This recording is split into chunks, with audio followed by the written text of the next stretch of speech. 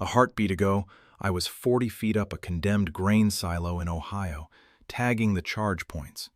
Now I was kneeling on marble while a boy in a sash informed 800 witnesses that I had broken his heart. The promotion was lateral at best. My knees registered the cold through someone else's trousers, the patella grinding against stone cut too smooth for traction. A slip hazard, code violation, the first honest fact in the room.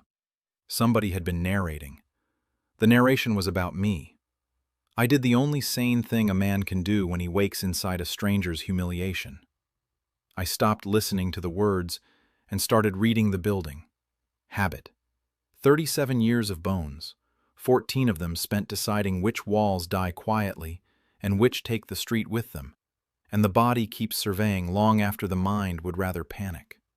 The HUD bloomed across my vision like frost forming on a window pane, unhurried, indifferent, mine. The hall resolved into honest numbers. Ribbed vaults overhead, Gothic, the thrust kicked outward and caught by flying buttresses that someone had thickened twice. 2 different centuries of fear, stacked.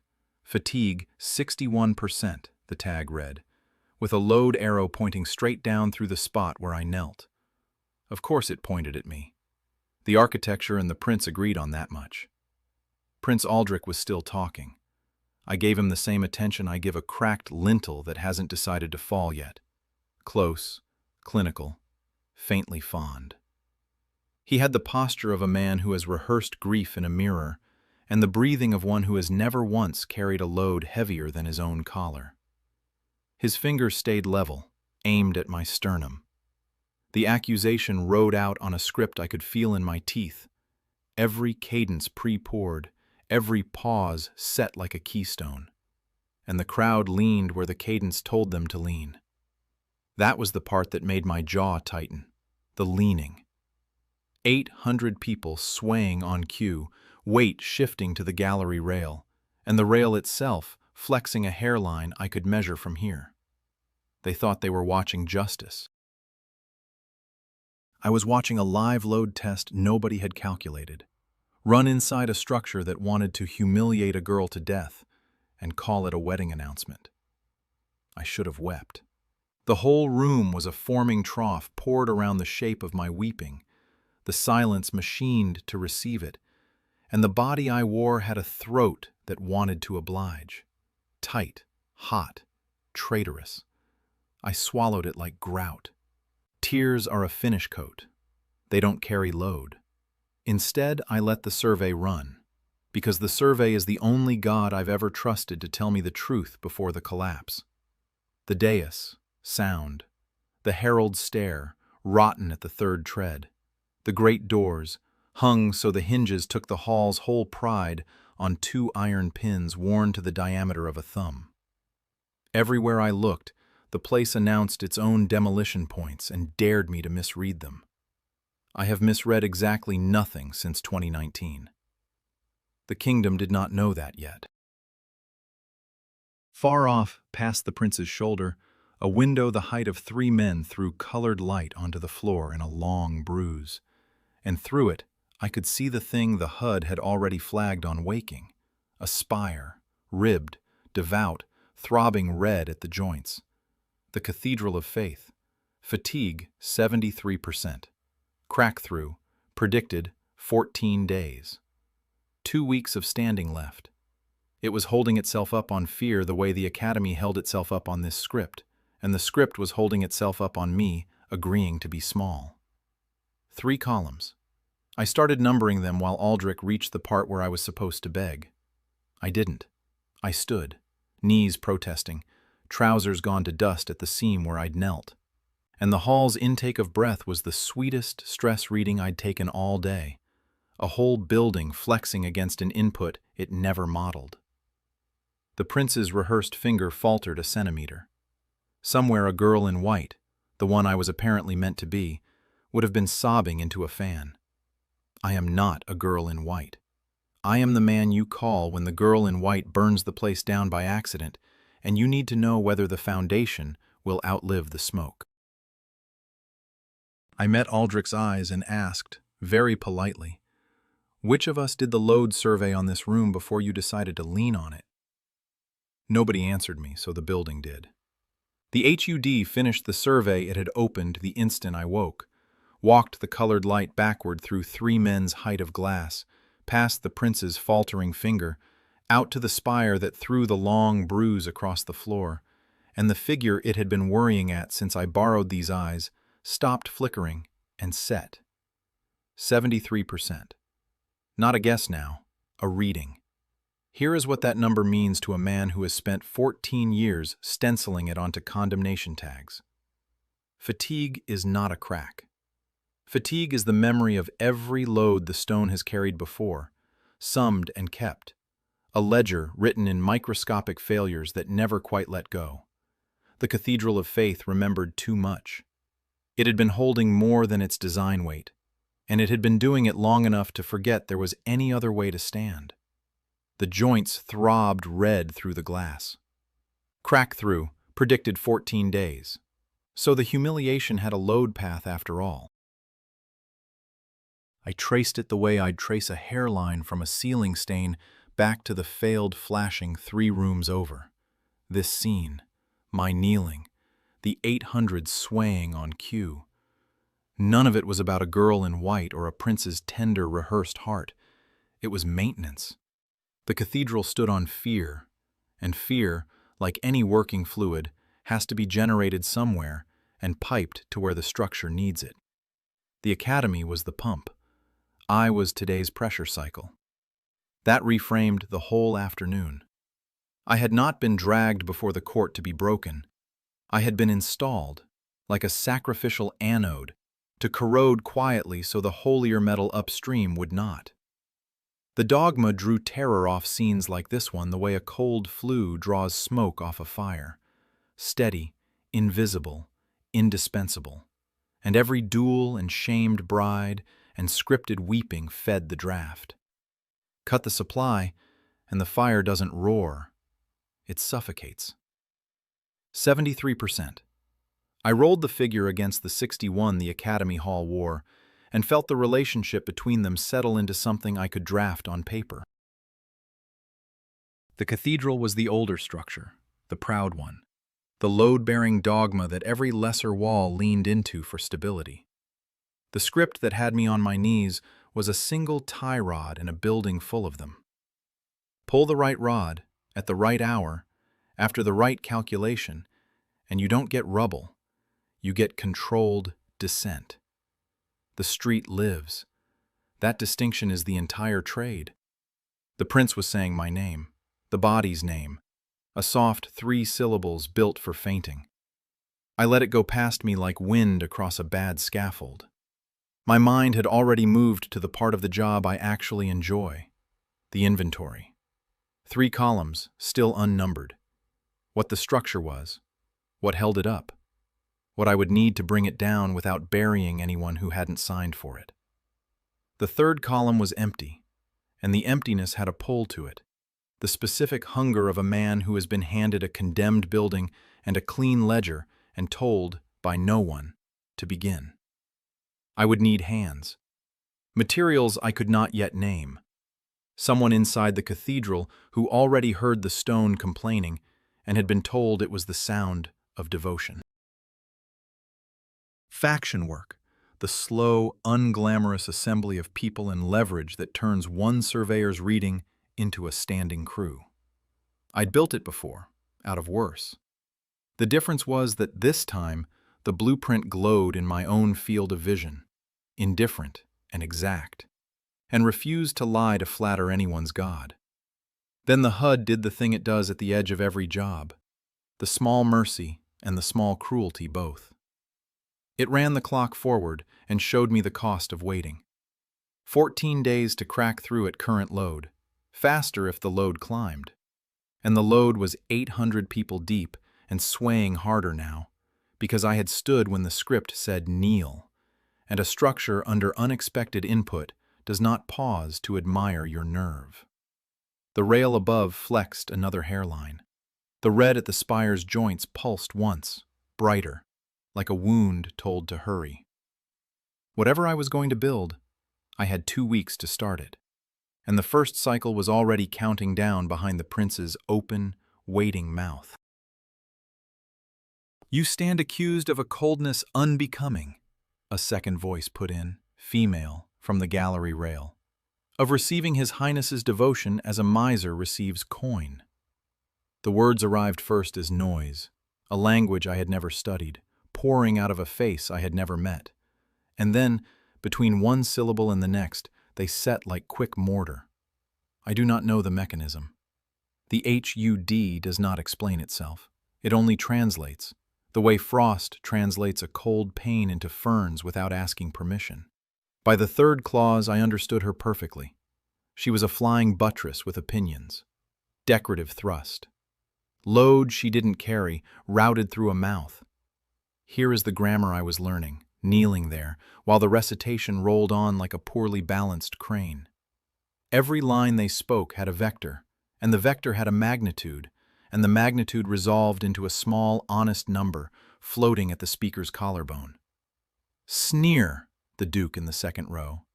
"Lateral load, 12%, non-structural." A pretty girl with a painted fan. Applied moment, negligible, decorative. The prince himself ran higher, naturally. He was the one tie rod the design actually depended on. The rest were cladding. You can strip cladding in an afternoon and the building never notices it left. That is the thing the script got wrong about me, structurally. It had budgeted for a girl who absorbed each insult as compressive stress, accumulating it in the chest until the chest failed and wept. A body engineered to crack on cue, feeding the draft. I am not built to that spec. I read load. When the Duke's lip curled and the syllable landed against my sternum, I did not feel the shame it was metered to deliver. I felt the angle of incidence, logged the foot-pounds, and noted that the wall behind him bore a settlement crack his tailoring could not. The insult bounced off and went looking for someone rated to receive it. There was no one. The whole apparatus was throwing load at an anchor it had mistaken for tissue. The HUD kept teaching while they talked, patient as a foreman with a slow apprentice. It outlined the hall in working diagrams. Thrust lines arcing down from the ribbed vault, caught and turned by the twice-thickened buttresses. 2 different centuries of fear, stacked, each addition a confession that the last one hadn't been enough. Green where the stone still believed in itself. Amber along the haunches. A bloom of red at one springer, where 400 years of devout terror had been quietly grinding the lime to flower. And beside each failure, unbidden, a small pulsing chevron the color of a struck match. The safe demolition point. The spot where, if you placed the charge, the structure would fold along its own grief, instead of taking the gallery with it. The building was, in effect, labeling itself for execution. Polite of it. "Have you nothing to say?" The prince again. The cadence had cracked. He'd lost the pre-poured rhythm somewhere around the moment I stopped being a girl in white. I had a great deal to say, all of it in units. What I said was, "I'm reading. 800 people do not know what to do with a defendant who is taking notes." The swaying faltered. A gull cry of whispering went up through the high windows.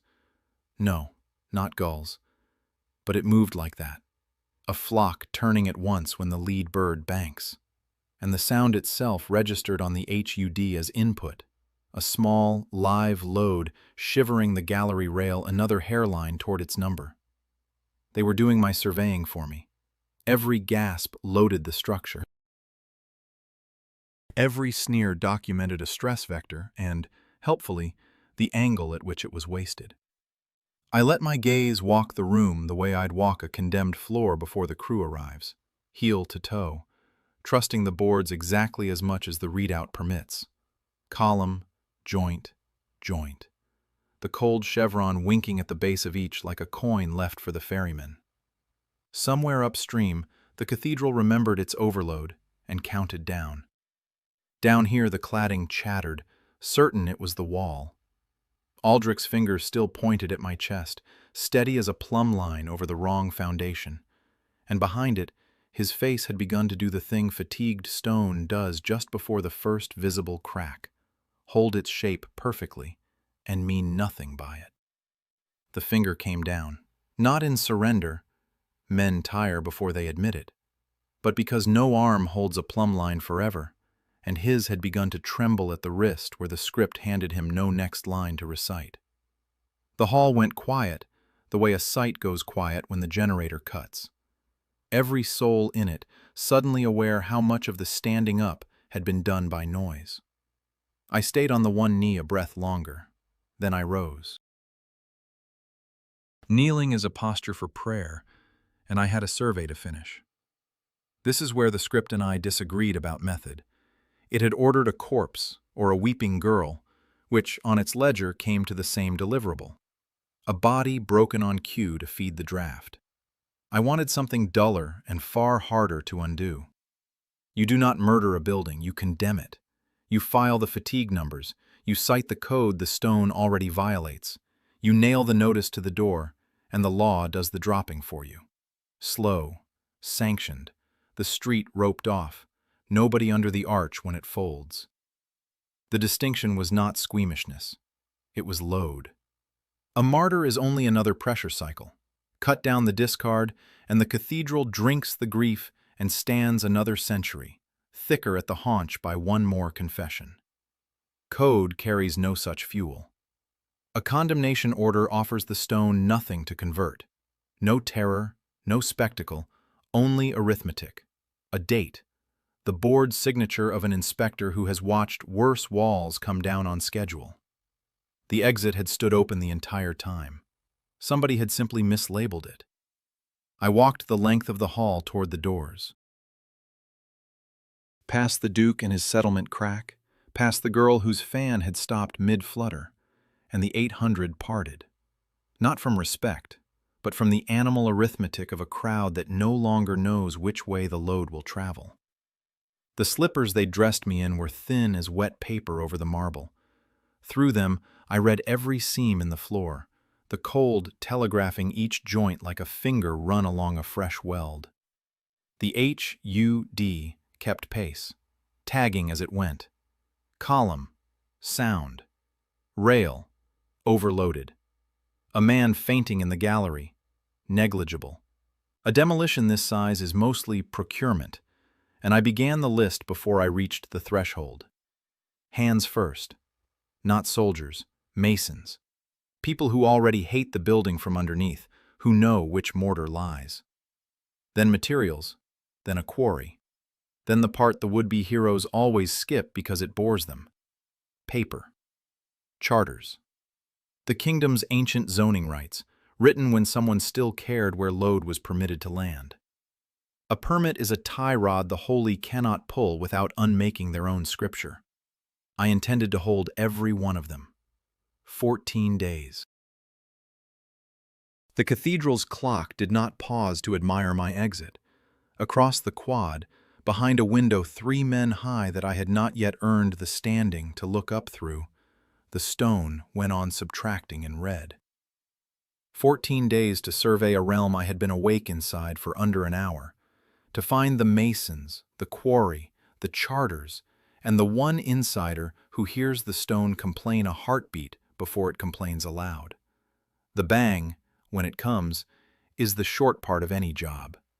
Everything before it is reading. I reached the doors. They were heavier than they pretended, oak swollen with 2 centuries of incense and damp, and the HUD priced them at a glance. Overbuilt, fatigue 8%, the soundest thing in the room, and hung, naturally, to keep people in. I set both palms flat against the grain and felt the cold of the iron banding leach up through my wrists. Behind me, a chamberlain found his voice and discovered it had nothing to say. The hinges took my weight without argument. Outside, the air came off the quad raw and clean, smelling of rain on cut limestone and the particular mineral boredom of old institutions waiting to be told they are old. Daylight lay across a city that did not yet know it was condemned.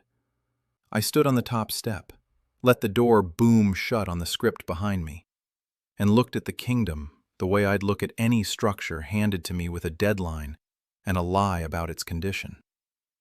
Then I started counting. A herring gull had claimed the nearest finial, working at something gristled in its beak while the carved saint beneath it stared up at a heaven that badly needed repointing. I watched the bird, not the saint. Below the academy steps, the city fell away in terraces of slate and chimney smoke, and the HUD threw its mesh over all of it at once. A load diagram drawn in light, arrows and percentages settling onto the roofs the way frost finds the cold spots first. Most of it was decoration. The whole trade is telling the wall that holds from the wall that merely stands in front of the one that holds. And a kingdom, it turned out, lied about this exactly the way a condemned theater does, the grandest plaster nailed over the worst rot. I went down into the artisan quarter because facade announces itself loudest where money pays for frontage. The goldsmith's hall wore fluted columns thick as oaks. The survey walked behind them and found them hollow, lath and gilt-skinned over a timber post no wider than my forearm. Ornament, non-structural, pretty, useless to lean on. The Masons' Guild 2 streets down had no columns at all, only a squat lintel worn to a shine by 60 years of shoulders shoving through, and the HUD lit it amber and patient. Load path, active. The men who cut the kingdom's stone carried more of the kingdom than the men who plated it. Nobody had told the heralds. Behind me, the academy kept doing the single thing it was built for, which was never teaching. I turned and read it from outside, the way you cannot read a structure while kneeling inside it. Ribbed vaults, shouldering their thrust outward into flying buttresses thickened twice over, 2 centuries of fear stacked one against the next, each edition a signed confession that the last hadn't been enough. Fatigue, 61%. The pump house of the realm, pressurizing dread and piping it uphill to the one structure thirsty enough to drink it. I marked the direction of flow. The cathedral. I already owned a figure for 73%, 14 days, a red subtraction running behind glass 3 men high. So I spent the reading on its feet instead of its crown. Foundations tell the truth that spires are paid to deny. The buttresses came to rest on a plinth coarse quarried, my eye said, from the same soft limestone as the mason's lintel, which meant the holiest load in the kingdom finally landed on stone that ordinary men had cut and ordinary men could condemn. The saints did not know they were standing on a permit. That was the whole of it. The crown. I had expected to be the frame, and on measurement found to be cladding. The palace flew its banners and its gilded weathercocks, and a prince whose wrist had trembled at a missing line, and the HUD priced the lot the way it had priced the Duke's settlement crack. Secondary. Strippable. Power that loud is rarely structural. Real load is quiet. It shows up as the thing everyone roots around without ever saying why. The throne leaned on the cathedral, not the reverse. The king's authority was a tenant in the nave, paying rent in a fear it did not generate itself. A tenant can be served notice. I needed it fixed before the shapes blurred, so I did what I'd done on every job since I was 20. Took inventory in a hand nobody else could read. No notebook yet. I used the inside of the borrowed cuff and a nub of charcoal scavenged from a dead brazier by the gate, ruling 4 boxes. Guilds, academy, cathedral, crown. And under each, a single honest figure where the heralds would have demanded a coat of arms. Arrows between them. A doubled line where the weight truly ran, masons to plinth to nave. A dotted, half-apologetic line where it only pretended to. The cuff smudged. The diagram held. That sketch was already the first brick of something. Not an army. Procurement. The line I'd drawn from lintel to nave was a supply chain waiting to be reversed. the same men who fed the building able, with the right paper, to starve it. I underscored the masons twice and wrote beside them the word I trusted more than any sword in the realm: higher. By the time the charcoal gave out, I had the kingdom sorted into the only two categories that have ever mattered on a site: what carries and what merely costs. The carrying parts were few, and 3 of them were people nobody thought to seat at a banquet. A bell somewhere started counting noon, bronze and certain, and I counted under it. Because a clock is only a number walking forward, and mine had no intention of slowing to let me admire the view. Where does a building that should already be rubble keep finding the hand that catches it before the floor? I had the question before I had the answer, the way you smell gas before you find the leak. The noon bell was still walking its bronze forward when the square gave me a demonstration, unasked. A merchant's daughter hauled to the fountain steps by 2 of her own cousins. A betrothal letter held aloft for the crowd to jeer. A boy in borrowed armor declaring a duel over an insult I could not hear and did not need to. Standard programming. I had played the lead in it that morning. What I had not done that morning was watch the meter while it ran. Now I did. As the girl's face went the color of slaked lime and the crowd leaned in to feed, the HUD threw a vector off her bowed neck, a thin, bright cable of force taut as a hoisting line, and ran it across the rooftops, over a herring gull worrying fish guts on the tannery ridge, and down into the cathedral's flank. Not metaphor. A load line. The number at her collarbone read small and honest, and the number where the cable anchored, 3 streets off behind glass 3 men high, ticked up by exactly that much. I have stood under enough live structures to know a tensioned member when one passes through me. The dogma was not faith. Faith is dead weight. It sits and presses straight down, and you can design around it all day. This pulled. Every humiliation in the kingdom was a turnbuckle, every duel a guy wire strung from a frightened body to the spire, every broken engagement a strand spun fresh to replace one gone slack with age. The building was not standing on stone, but hanging from the fear of 800,000 people taught to supply a little tension on cue. That reframed the survey. The buttresses I'd priced as compression were doing almost nothing. Ornament, like the goldsmith's hollow oaks. I walked the diagram backward, the way I'd walked the colored light through the glass to its 73%. From the shamed girl to the cousins who shamed her. From the cousins to the priest who'd told them shame was a duty. From the priest to the doctrine that fated heroines must weep so the order holds.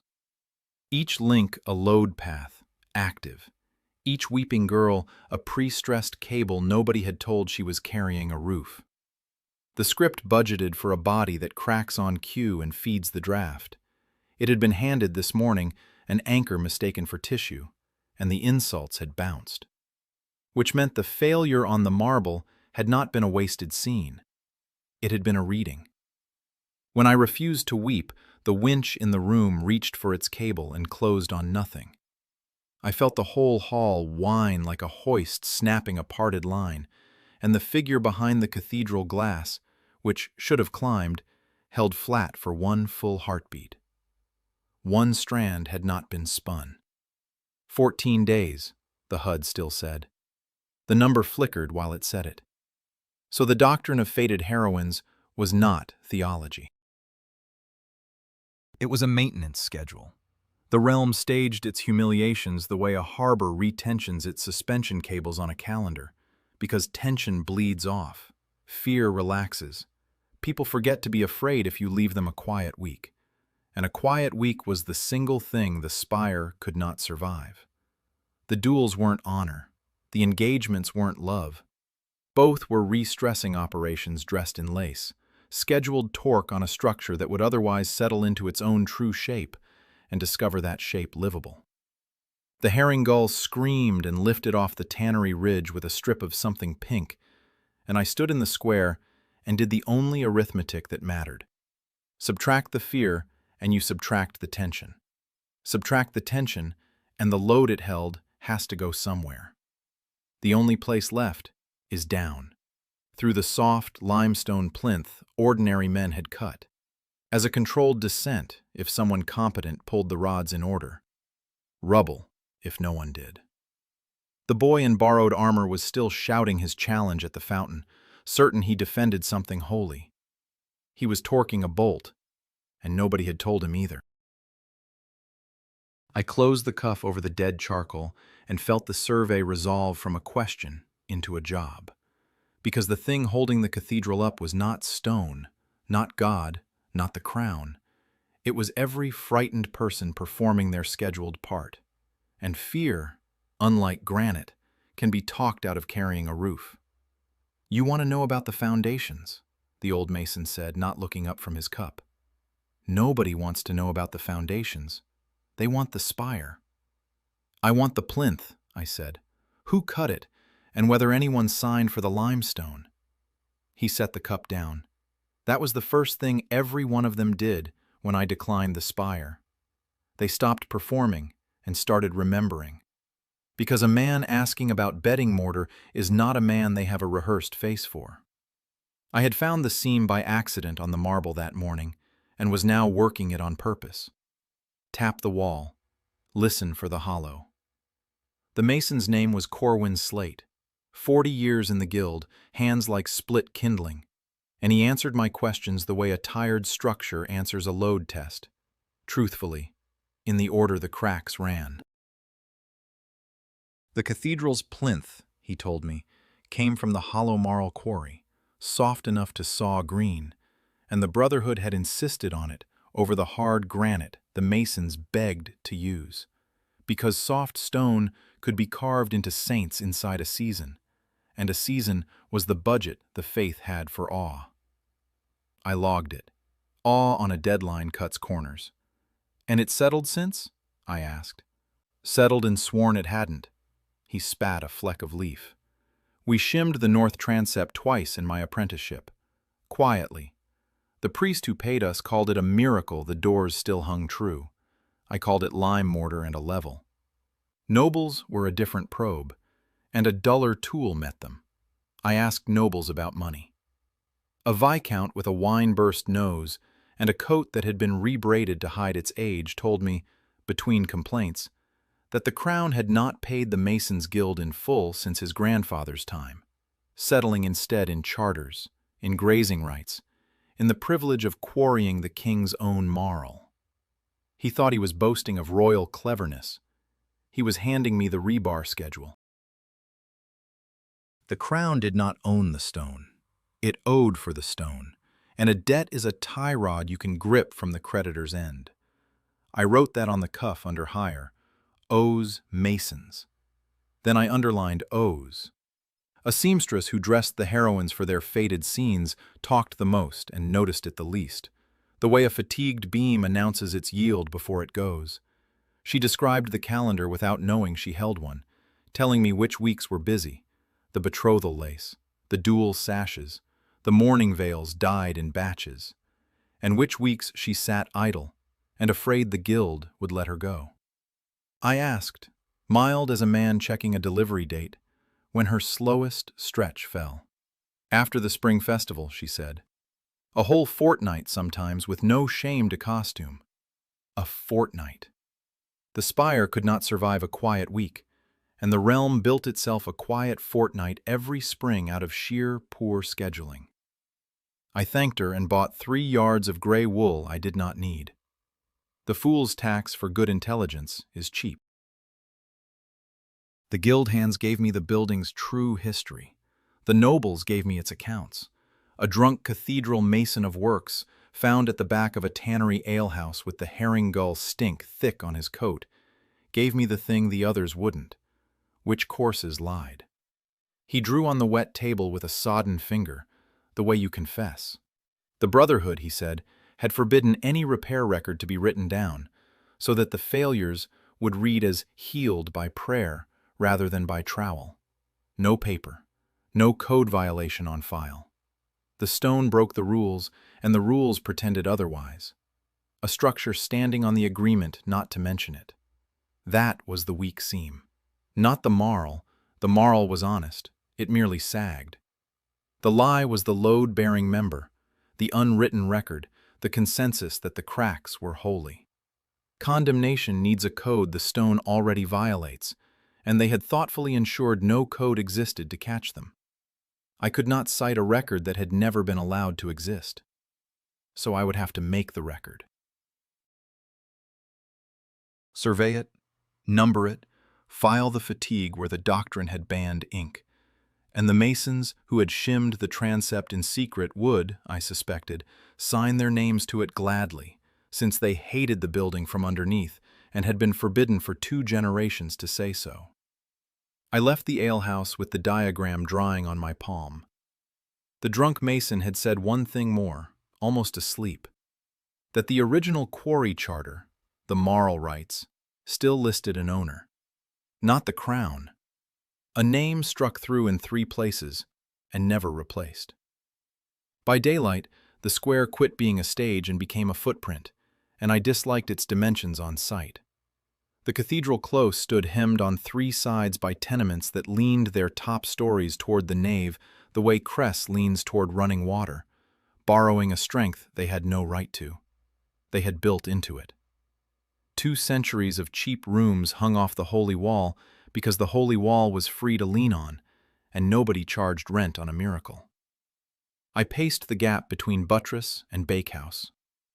9 feet. 9 feet is not a setback. 9 feet is an apology. The HUD did the arithmetic I had been avoiding. It threw a cone over the precinct, amber going red where the people packed thickest, and tagged the failure mode in the flat language I trust. Progressive collapse, lateral, pancake. Pull the tension out fast, let 800,000 stop holding their breath at once, and the spire would not stand there puzzled, and then sit down in its own cellar like a tired man. It would fall sideways. A frontal drop sends the nave wall across the bakehouse across the tannery row, each story slapping the next flat, floor, onto the family eating barley in between. I have seen the pattern in collapsed scaffolding. It does not leave bodies. It leaves a thickness. I stood with the gray wool under my arm and ran the casualty figure twice, because the first number offended me, and I wanted it wrong. It wasn't. The dogma I meant to condemn weighed enough that dropping it carelessly would bury the very tenants it had been overcharging for fear. The woman who threw her cable at the fountain, the seamstress in her idle fortnight, the apprentice who shimmed the transept and was forbidden to write it down. Kill the building wrong, and I kill my witnesses. Worse arithmetic than that I could not invent. I walked the fall line that afternoon instead of trusting the cone, because a HUD measures geometry, and a street measures people, and the 2 seldom agree. Buttress to bakehouse to tannery to the well at the end of Cobbler's Lane, counting doors. 41 dwellings inside the radius where the wall would land if it landed badly. A baker with flour to the elbow asked if I was the new assessor. I said I was reading. He gave me a roll for the lie and pointed out, unasked, the crack in his own ceiling that ran straight from the cathedral side, the building shedding its load into his home 1 winter at a time, a rent he had never agreed to owe. 41 doors. I wrote the number down. The bang is the short part of any job, a held breath, a settling, then dust you taste for a week. Everything before it is reading, and the reading carried a hard constraint now. The thing had to come down inward, folding into its own footprint. Every course coaxed to fall toward the soft marl plinth rather than out across the rooftops. A controlled implosion keeps the dust in the hole. The Brotherhood had with grim courtesy handed me the surface to drop it onto. Hollow marl that remembered too much, a foundation already half-minded to swallow whatever it held, if a man only asked it in the right order. That kind of teardown cannot be improvised with a shamed girl and a length of rope. It needs a permit. Not the holy kind, the dull kind, with a seal and a date and a clause that lets a man cordon a street, clear a precinct, and bring a structure down with no neighbor beneath it when it goes. Somewhere in the kingdom's strong boxes lay the old zoning rights, the quarry charters, the ancient code the cathedral had quietly outgrown. Each one a tie rod the holy could not pull without unmaking their own scripture. The struck-through name on the moral charter was a loose thread.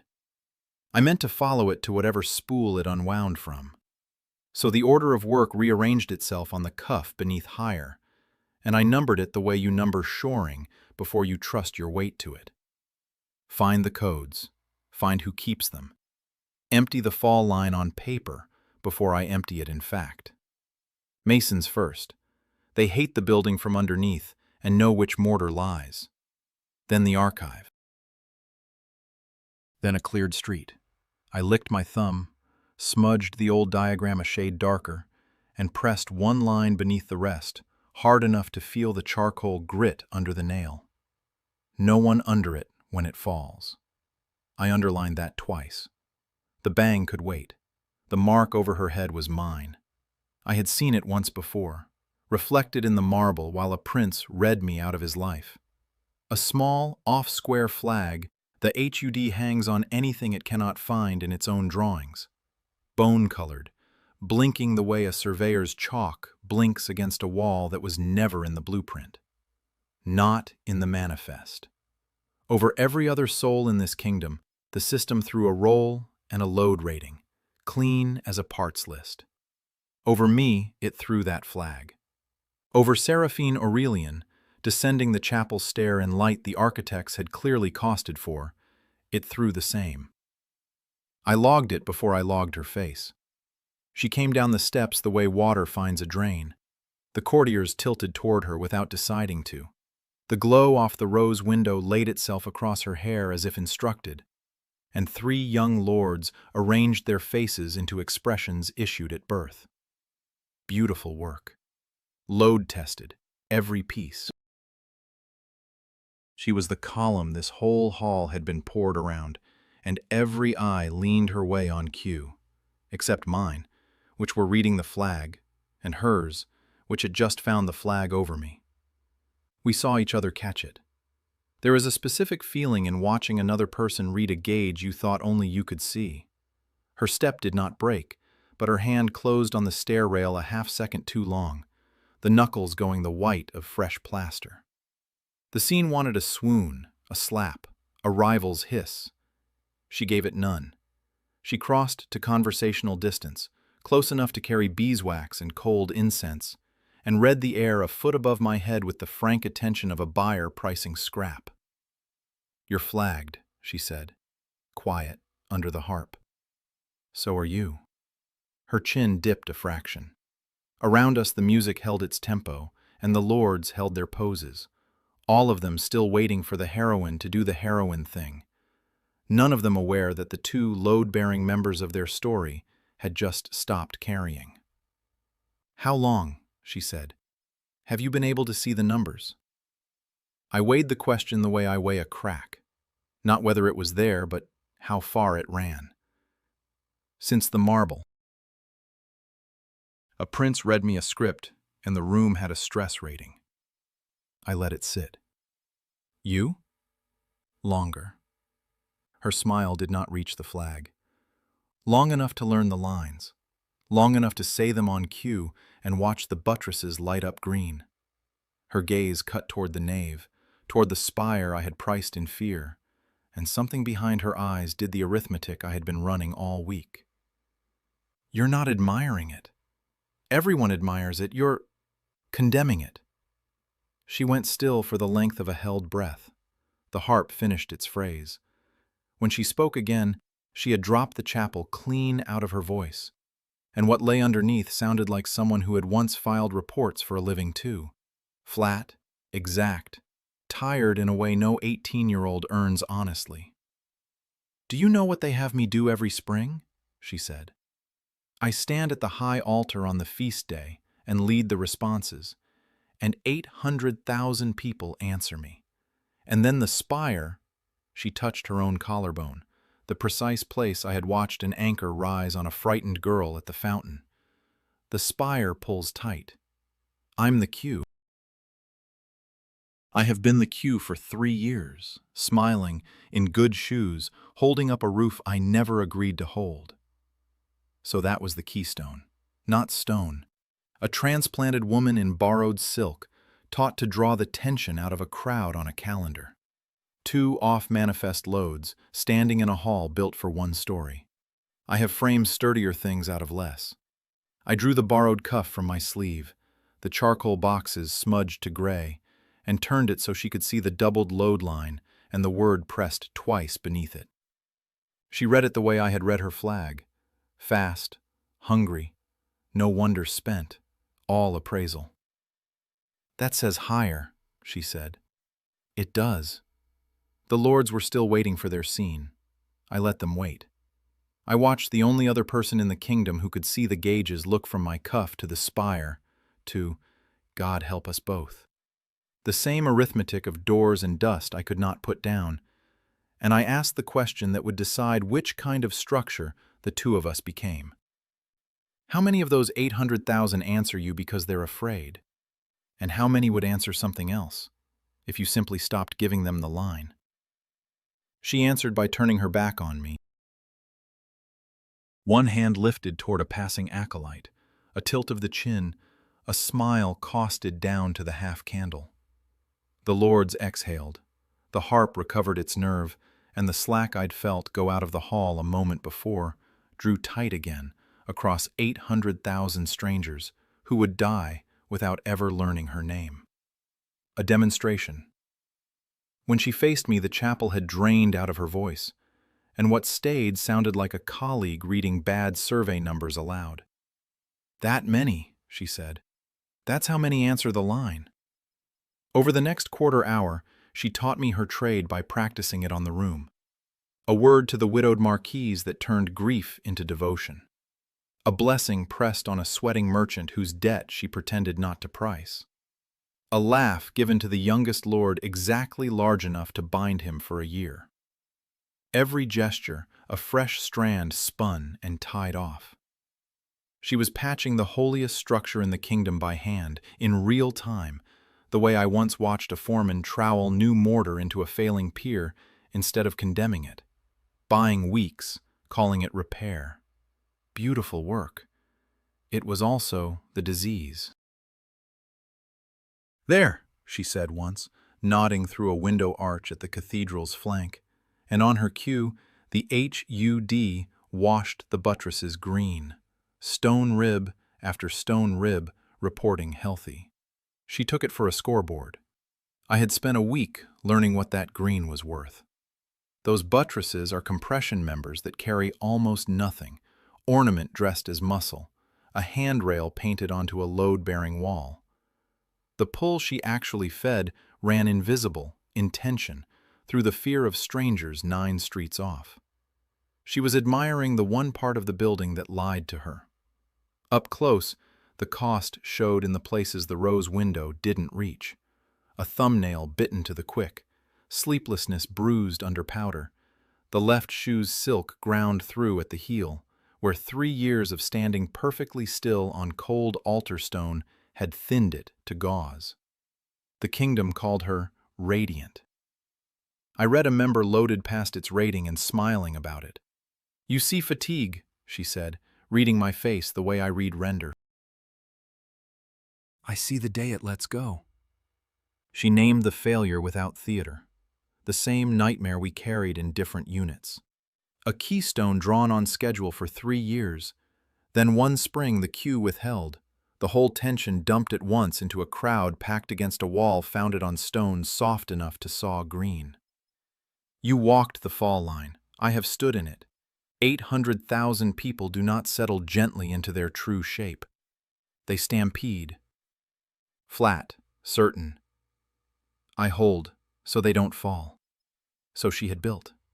Not a demolition, not a redrawn plan from a clean drafting table, but a quiet faction stitched out of the obliged. The marquise, the merchant, a dozen kitchens and almonries, and minor houses that owed her a kindness and answered her cue first, loudest, on reflex. She maintained them the way I maintain shoring, inspected, tightened, swapped out before they failed. 3 years of charm logged as infrastructure. I couldn't fault the engineering. I could only fault the choice of what she'd decided to keep upright. "When it wears you through?" I asked, because the ledger on her was already legible. The half-second too long on the stair rail, the tired no 18-year-old earns honestly. She gave the answer I'd have given at 30, sure of it, wrong about it. Then I give more. More feast days, more sacrifice, deeper obedience to a script that thanked her by torquing down harder each spring. A guy wire that meets slack by straining the very anchor it's bolted through. The smile she wore for the arithmetic was genuine. That was the part I logged in red. She mistook my silence for the start of agreement. "You could help me hold it," she said, offered like a hand, meant like one.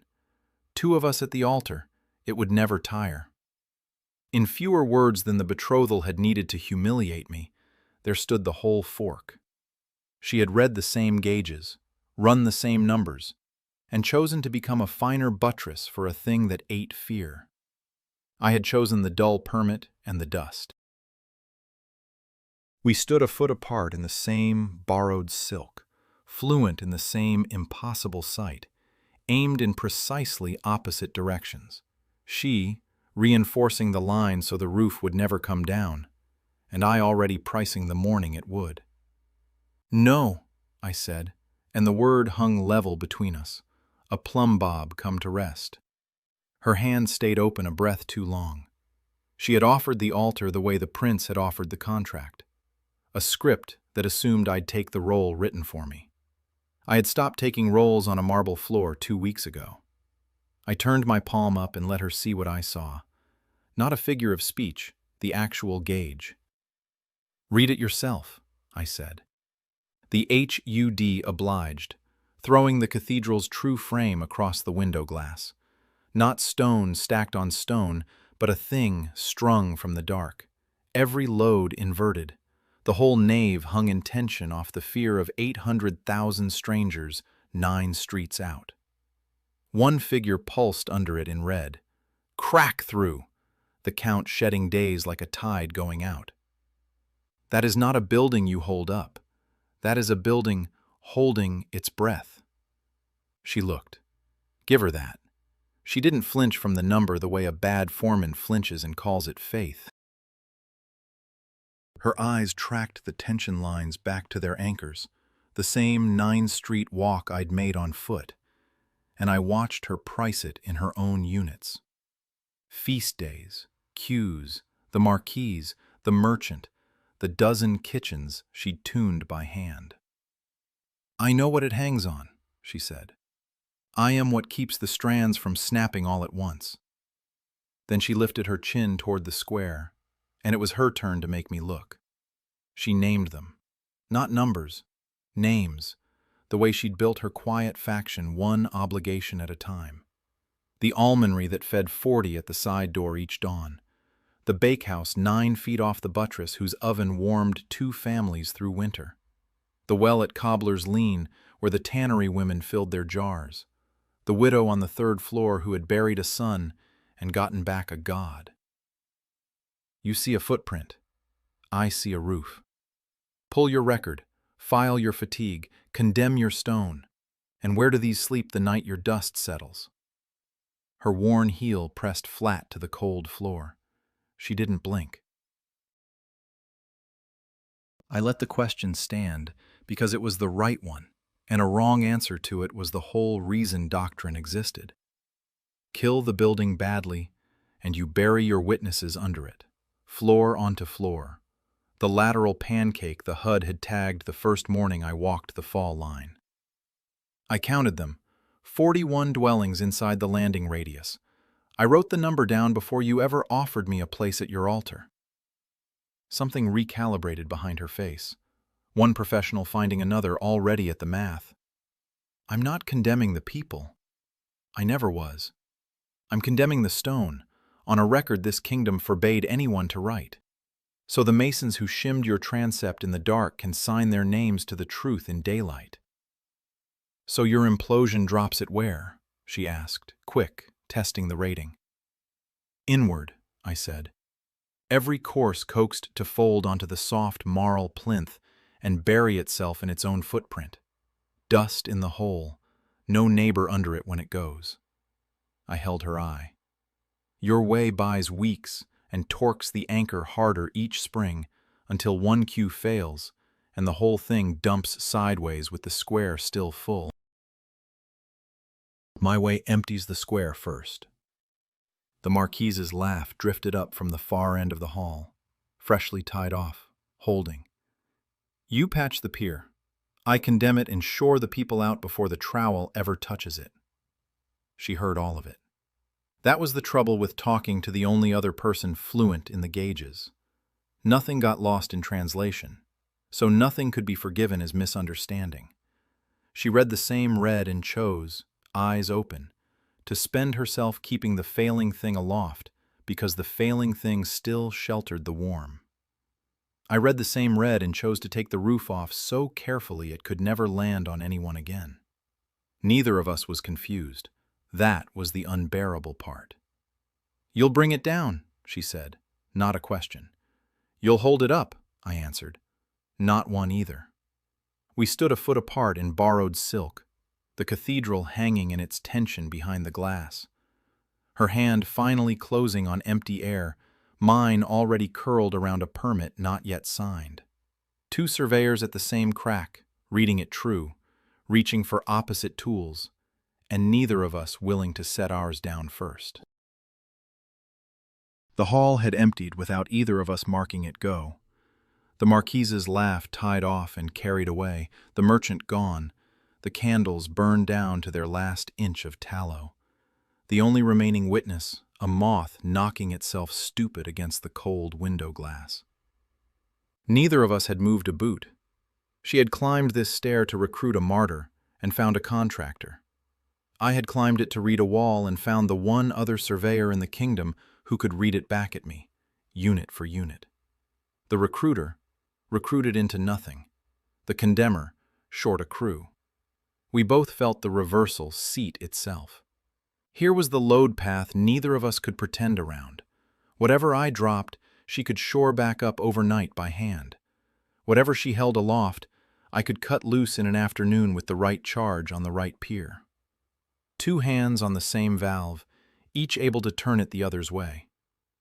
The HUD did me the courtesy of drawing it plainly, her tension patches and my fault lines overlaid on the same red frame, contradicting each other at every anchor.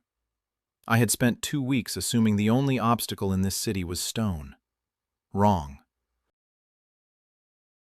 The obstacle was a person with a faction as real as mine, built the slow way, one debt at a time. You can undo me, she said, flat. A reading, not a threat. Daily, I agreed. And you me. Pull your almonry families back inside those 41 dwellings on the morning I'm cleared to fire, and the HUD retags the whole job. From controlled implosion to mass grave. I let the words sit on the cold air. I won't fire a square you've refilled. You won't hold a roof I've already pulled the pier from. We're geared to the same shaft now, turning opposite ways, and that locks us both. She walked to the glass and pressed 2 fingers to it, where the bakehouse glowed 9 feet off the buttress. The moth fled her hand. Then we are a problem to each other, she said, for the rest of a very short fortnight. That was the opening I'd been waiting on without knowing it. I uncuffed my sleeve and showed her the work order I'd written against my own arm in charcoal. Masons first, then the archive, then a cleared street, and one line underlined twice hard enough to grit under the nail. She read it upside down, fluent. Her mouth did something that wasn't quite agreement and wasn't refusal. The look of a foreman pricing a rival's estimate and finding to her annoyance that the numbers hold. Your weakness is the people, I said. You can't move them. They trust the building, not the engineer condemning it.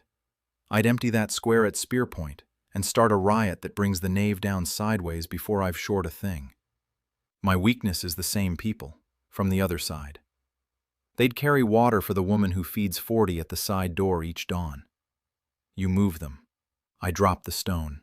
Neither half works alone.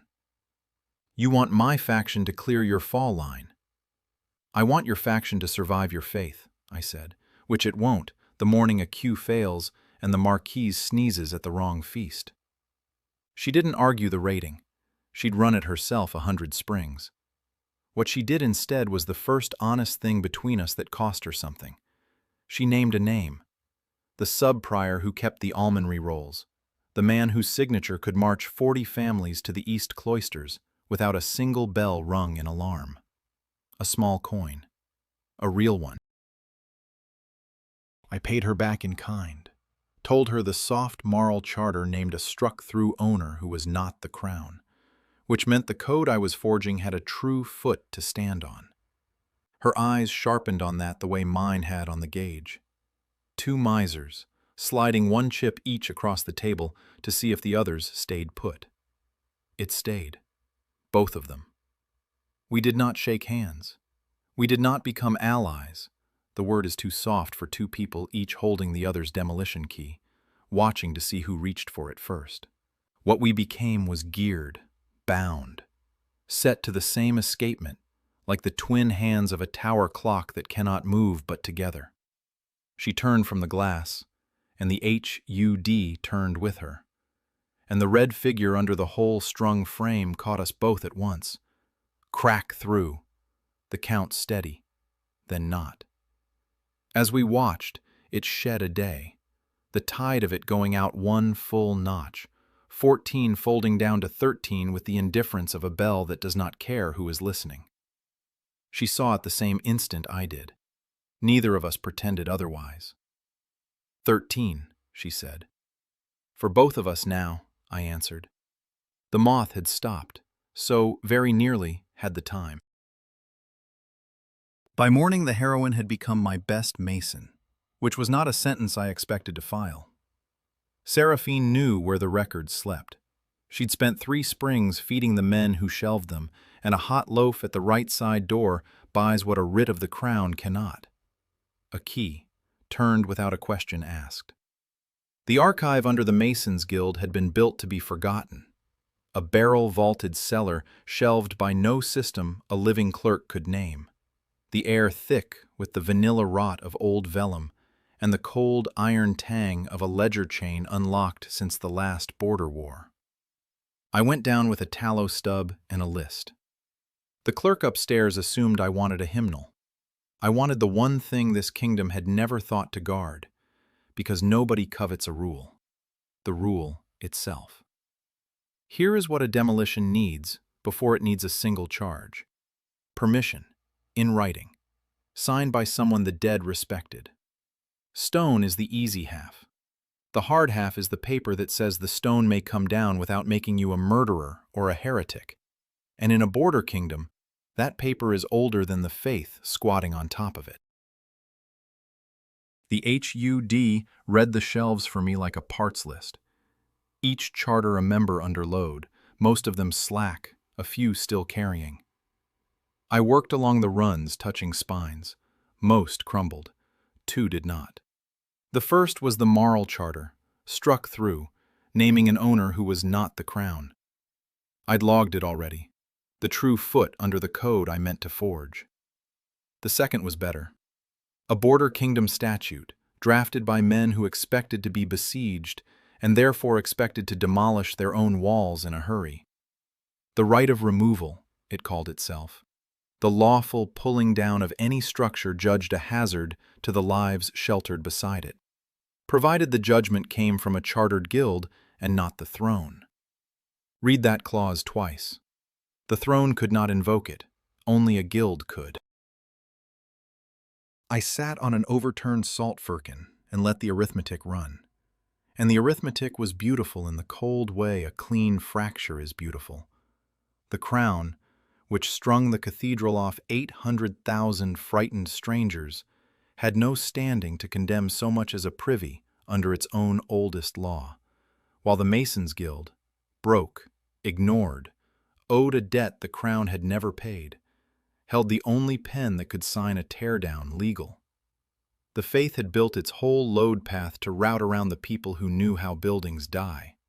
Convenient. Until one of those people read the statute.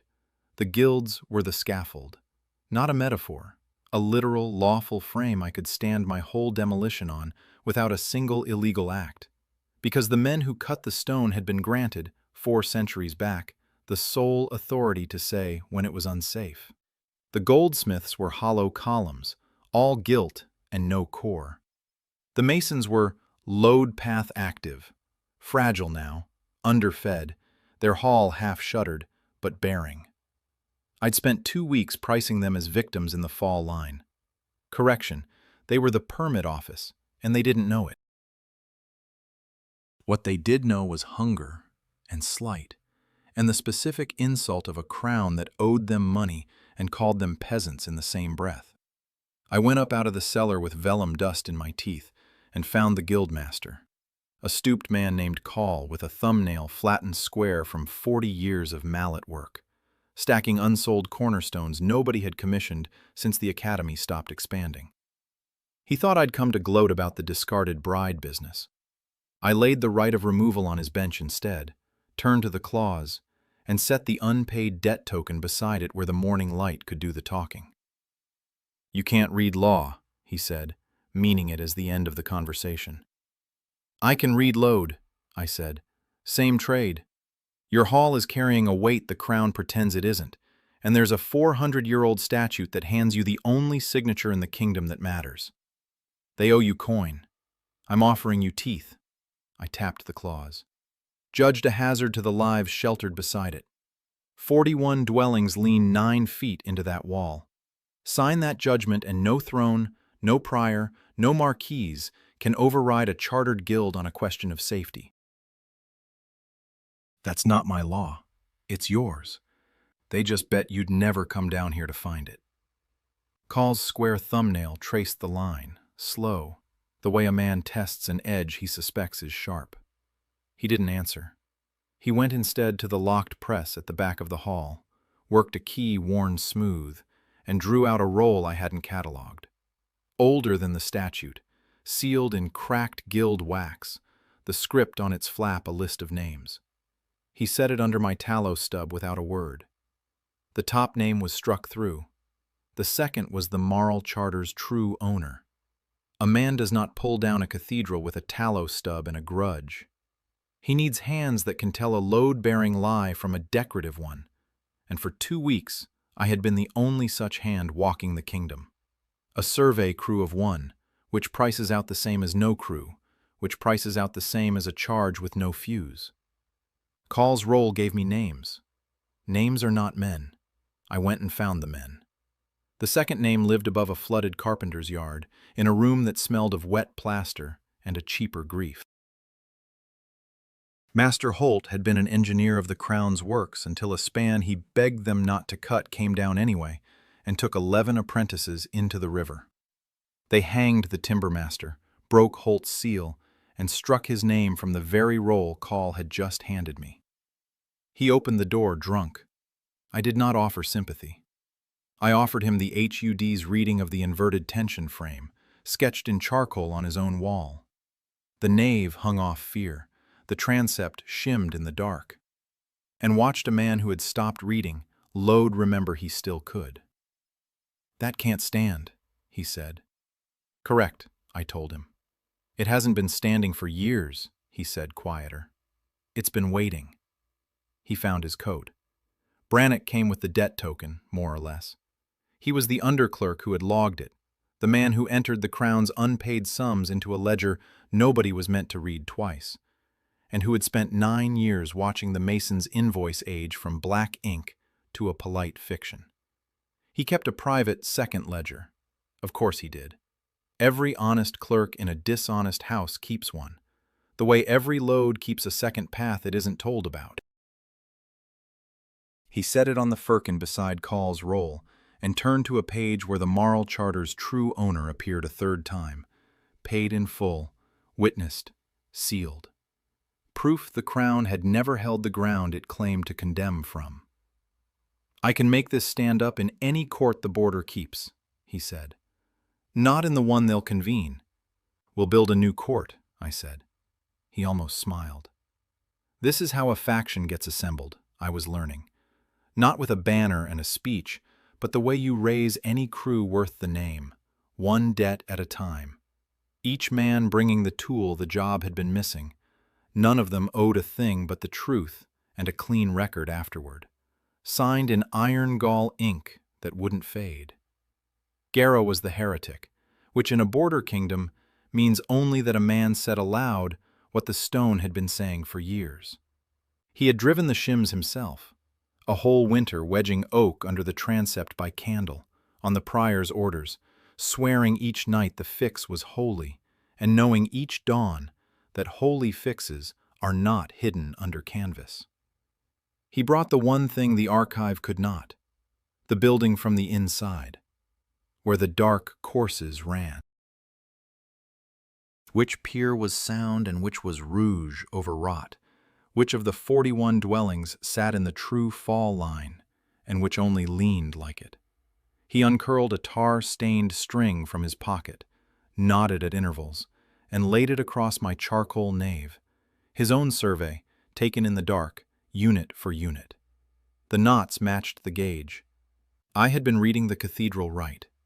Now I had a man who had put a thumb on every lie in it. 4 of us, then, in a half-shuttered guild hall that stank of cold mallet iron and tallow. A struck-off engineer who could time the inward fall. A clerk who could make the dead respected sign the permit. A heretic who knew which stones were carrying and which were only attending. And me, with the gauge, the verdict, and the law that gave all of it teeth. Each held the piece the others lacked. Set them on one bench and the plan stopped being a survey. It became a thing that could happen. Condemn the stone, empty the square, drop the nave inward onto marl that was never the crown's, and sign every name to the truth in daylight. The clock in the corner of my eye read 13. It clicked to 12 while we talked. Call bolted the hall door from the inside and asked who we hit first. The survey stopped arguing with me sometime past midnight. 40 grievances, 11 feuds, a drowned cathedral and a moral charter all collapsed, under the gauge, into 3 columns of genuine load. Everything else was render and lath, decoration that falls the moment nobody is paid to hold it up. 3, not 40. The HUD stacked them in the corner of my eye like cores pulled from a footing, each tagged with the only figure that mattered, the point where it could be severed without dropping the roof on the people standing under it. I drew them on the trestle in charcoal while the others leaned in. Call held the tallow steady. 3 lines, 3 weights, 3 cut marks.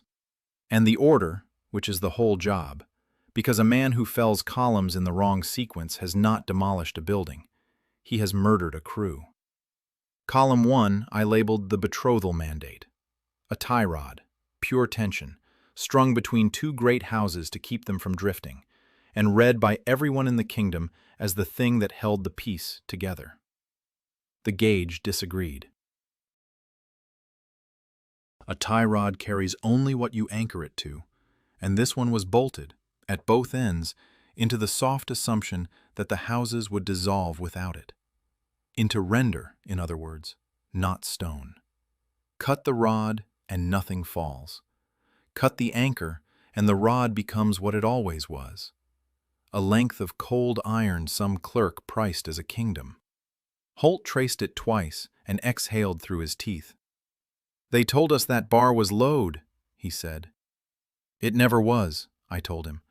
Column 2 is where the survey turned and looked at me. The doctrine of fated heroines. The keystone at the crown of the arch. Gilded, garlanded, set so high and so bright that no mason in 2 centuries had thought to test whether it bore a single pound. The stone every story in this country is built to deliver a girl beneath, weeping, chosen, waiting to be told her purpose by the architecture overhead. I had been that girl on the manifest. I climbed the scaffold of it anyway, knife to the joint, and found the truth a child finds tapping a stage flat. The keystone was hollow.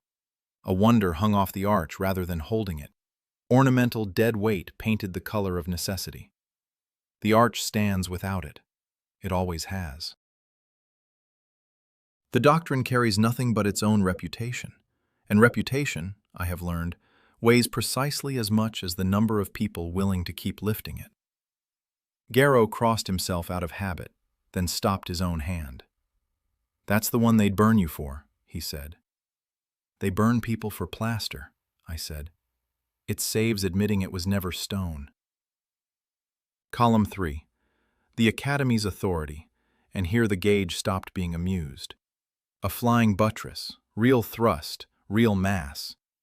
Genuine load, the only honest member in the whole frame, except that it braced a wall the betrothal rod and the hollow keystone had already pretended to brace, which made it a third path for a force the building no longer carried. Redundant structure. The most dangerous kind, because it looks indispensable right up until you prove it isn't. The Academy decreed who could read load and who could only obey it. It stamped Holt's seal off the roll. It taught the doctrine in column 2 as masonry. It convened the courts that would bury the moral charter Brannock kept in his second ledger. Pull it carelessly, and it whips back and kills you. Pull it last, after the false members are gone, and its thrust has nowhere left to go, and it steps down like a man who finally hears the order to stand at ease. So the order wrote itself, the way it always does once you stop respecting the parts that only frighten you. You never fell the live member first. The tie rod goes first. Brannock's ledger proves the crown never held the ground, which unanchors the betrothal without a torch, quietly, in ink, on a Tuesday. The keystone's second. With the rod gone and the houses visibly not dissolving, the hollow doctrine is left bearing the one thing it can't survive, an audience that has watched it fail to matter. Last, alone, stripped of every false path it was bracing, the Academy's buttress comes down under its own redundant weight, and the men who built their authority on it discover they have been standing on scenery. I set the charcoal down. 4 faces, 1 candle, the smell of cold iron and wet plaster, and a clock in the corner of my eye that read 11 and held. "Start the rod," I told Brannock. "Copy the charter, witness it, age it 3 years back so it looks discovered, not made. Holt, you and Garrow map the keystone's true joint. Call. Open the door. Tomorrow, we file the first cut as a survey, in daylight, signed." By first light, the clock in the corner of my eye, 11 all night, jumped to 19 and kept climbing. The building had decided to fail on its own calendar, not mine. Seraphine had been awake too. Word came up with the milk cart and a boy's chapped knuckles. Overnight, she'd flung 40 green timbers against the cathedral's south aisle, lashed them with new hemp and the king's coin, shoring the precise crack I'd spent the night learning to open. The gauge counted every prop and loathed each one. She had not braced that wall to save it. A believer braces a wall to keep from admitting it already moved. Bad shoring kills faster than none. Here is the arithmetic she skipped. A green timber driven hard against a live crack does not hold the crack, it feeds it. Jacking load off the patient stone overhead and dumping it onto the one hinge that had been carrying the city in silence for a century. I watched the readout swing.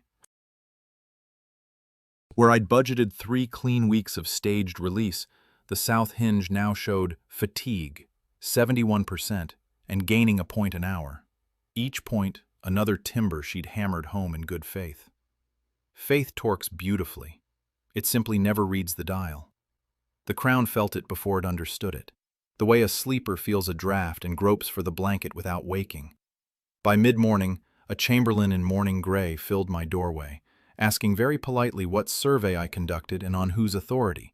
his eyes touching the charcoal columns on the trestle and sliding off them because the man had been trained his whole life to see scaffolding and never the wall it hid. I gave him the truth, mostly. We were assessing the cathedral for the safety of pilgrims, I said. He left satisfied, which told me the rot had reached the roof, since a sound court would have hanged me at the threshold. Then the work, because panic is a budget, and I had spent enough. Brannock had the charter copied and curing in a tray of weak tea and lamp soot, 3 years of false age drawn into the rag fibers by noon. Holt and Garrow came up from the crypt with the keystone's true joint mapped to the finger width. And Call had gone out before dawn and come back with 4 masons the Academy had struck off its roll for asking the wrong question. Men who arrived carrying their own plumb lines and that particular stillness a craftsman wears when someone finally hands him back his trade. 5 became 9. 9 is a crew. I had built smaller things from less, and I made the number on the dial say its piece so no one could pretend otherwise. We no longer owned 3 weeks, only the hours until the hinge crossed 90. Resequencing under load is the whole discipline, and the standing temptation is to fell the live member first because it frightens you most. I refused it.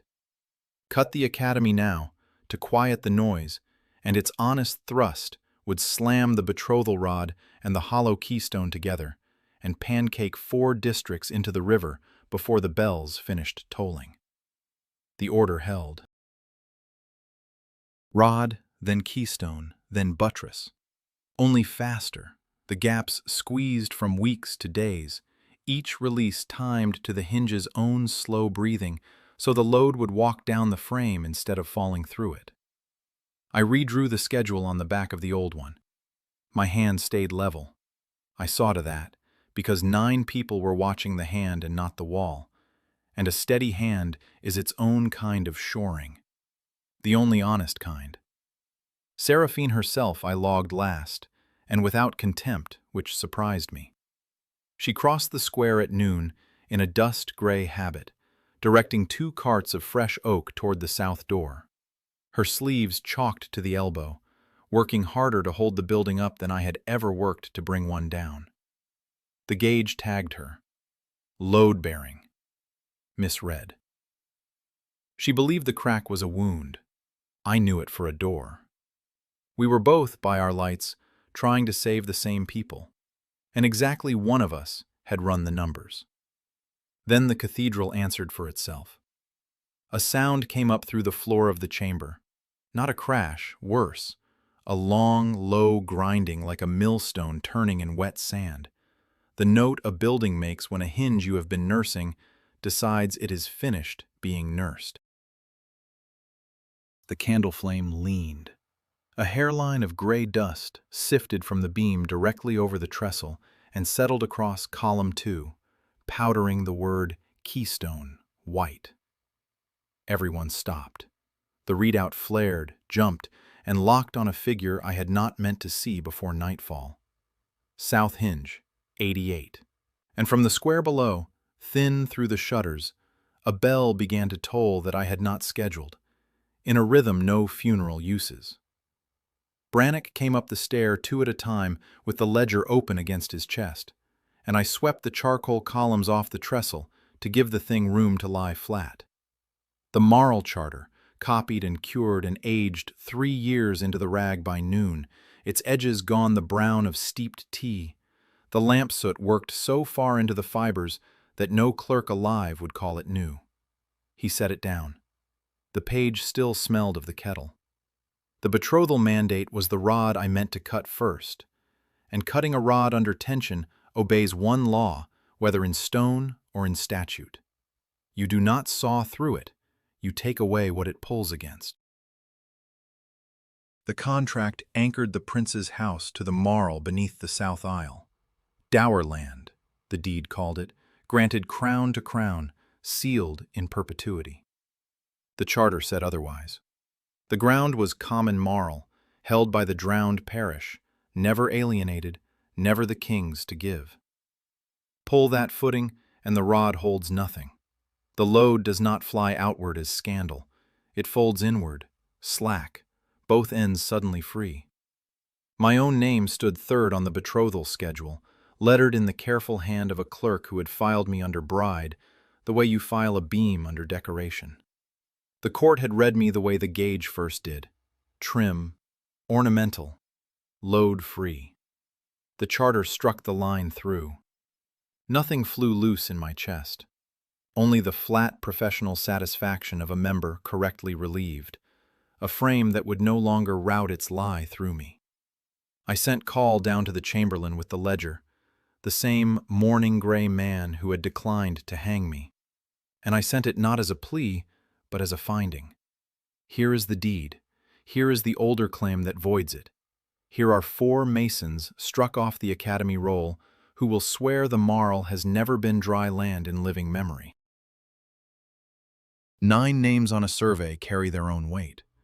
It is the weight of men with nothing left to lose by being right. The structure argued while we worked. Another grind climbed through the floorboards. The candle flame lay nearly flat against its wick. Gray dust sifted twice.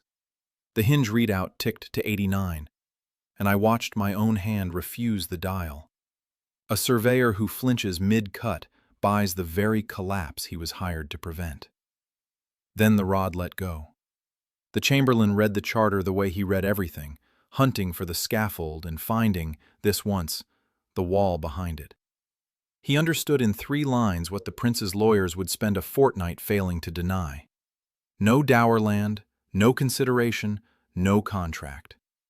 A marriage minted to legitimize a claim that never existed has nothing left to legitimize. He set the ledger down the way a man sets down something that has just become evidence. The prince's faction would have preferred an outward break, a jilting, a public insult, a war to follow, anything loud enough to forge the same rod again under a new name. I gave them nothing to push against. You cannot raise a duchy to avenge a slight never delivered, nor martyr a bride never lawfully promised, because the promise was staked on ground the crown had never owned. The cut stayed quiet. The mandate did not snap and lash. It sagged along its own length and lay down. The red tag guttered and dropped. Betrothal mandate, unanchored. I felt the change in the floor before the dial confirmed it, the south hinge taking back a measure of what the rod had been cramming onto it, the load walking inward and down through the frame precisely as drawn, the long grind easing to a settle. 89 held. It did not climb. For the first time since first light, the bleed had sprung a leak the other way. Nobody cheered. Holt let out a breath he had been holding since the crypt.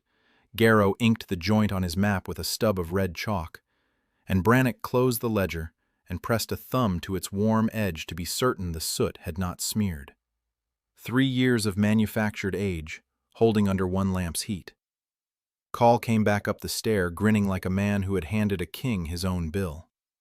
1 rod down.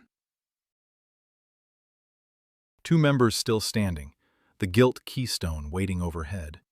And in the square, the unscheduled bell quickened, as if the city had finally learned to read its own dial and could not abide the figure. The keystone over the crossing wore its gold leaf the way a tumor wears healthy skin. I had the climb done before the bell's 3rd peal died, Garrow belaying from the triforium, and what my hand found at the apex was not stone bearing stone, but a shell. The faded heroin doctrine, guilt over a void, carrying nothing. The gauge agreed. Hollow keystone, false load. The same red I'd hung on the rod, but worse. A hollow voussoir does not merely fail to carry, it pretends, and the arch roots its faith around the lie until the haunches split. I rapped the boss with a knuckle and got the drum note you get from a coffin, then ran a wire through the seam to read the cavity. Inside, where the parish had been promised a divine weight pressing down to keep the city chosen, there was lath, horsehair plaster, and 3 centuries of pigeon grit gone to felt. The whole dogma, that one foretold girl shoulders a realm, was, structurally, a basket of air painted to resemble granite. Heroines do not hold arches. They are told they do, and made to stand very still beneath the telling.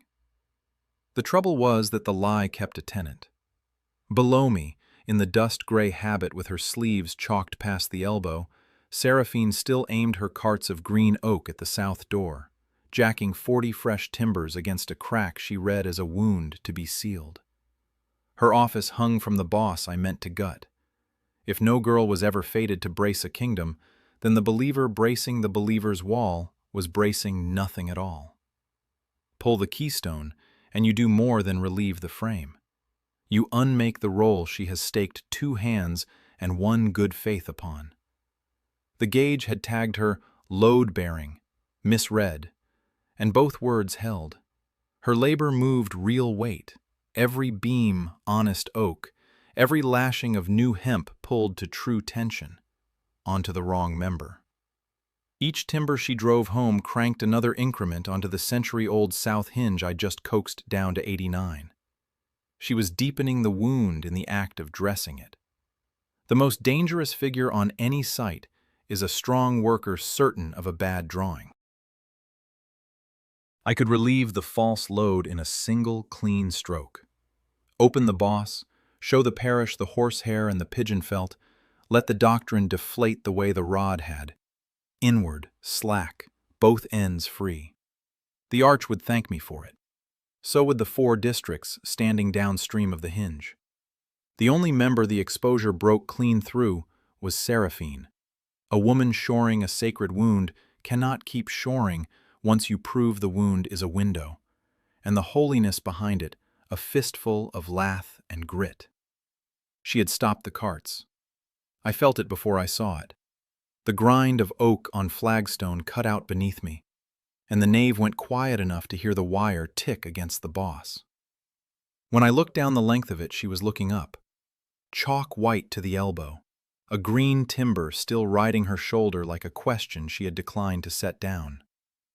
We measured each other across 40 feet of failing air. She knew what my hand rested on. I knew, to the pound, what it would cost her to let me knock it through. Here was the joint of it. The twist the gauge could read and she could not. Her faith was the only thing still holding her timbers plumb, and her timbers were the thing killing the hinge. So to save the cathedral, I had to break the woman saving it wrong. No honest survey gets to skip that line. I logged it and did not look away. That stone holds the city, she said. Not a prayer, a load rating delivered flat. I weighed the boss, the dead cavity, the 89 that would not stay 89 the moment her carts rolled again, and handed her the only true figure in my possession. It holds nothing. It never did. You've been bracing the casket and calling it the patient. She didn't flinch. I'll grant her that. Believers and good engineers share the same steady hand. She lowered the timber with enormous care and laid it square across the south door I needed open, then set her chalked palm flat to the jamb, as if a hinge weighed less than a habit. Neither of us moved. The bell counted the seconds we refused to spend. A writ hit the flagstones before its bearer did. 3 proctors of the academy came down the west aisle at a clipped half-run, robes the black of wet slate, the senior one waving a roll bearing 1 finding on it. I was unlicensed to read load in any diocese of the crown. Status, revoked on parchment. The seal was real wax and false authority, which is the most expensive kind. I let it skid where it fell and kept my hand on the boss. The academy was the 3rd column on my survey, filed plain. Redundant buttress, decorative. Look at what it claimed to be. High on the north flank, a flying buttress sprang from its pier toward the clerestory, beautifully cut, every crocket furred with lichen, and parted from the wall it pretended to brace by a gap you could post a hymnal through. It had settled off its work 2 centuries back. Nobody dared say so. The institution that decrees who may read load had stopped touching the load itself and gone on collecting tithes for the posture. "You'll come down," the senior proctor said, "and answer to the courts."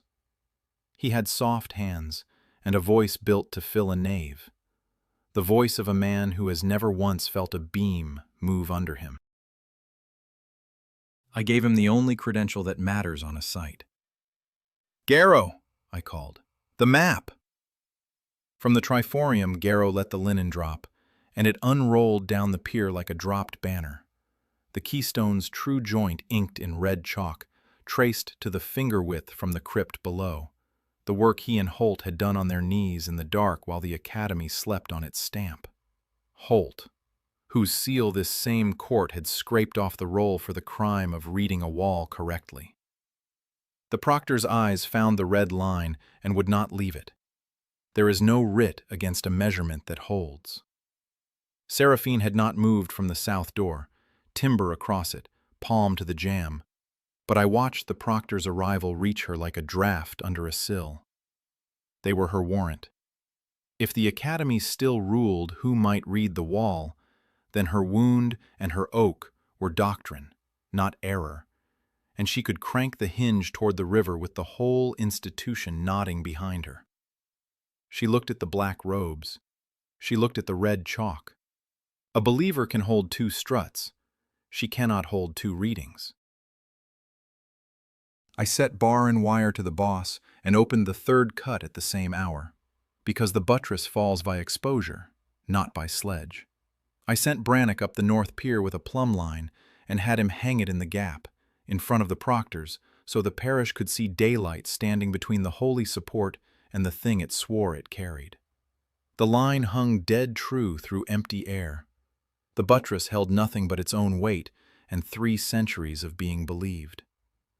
At the rail, the crowd made a sound like a tide going out.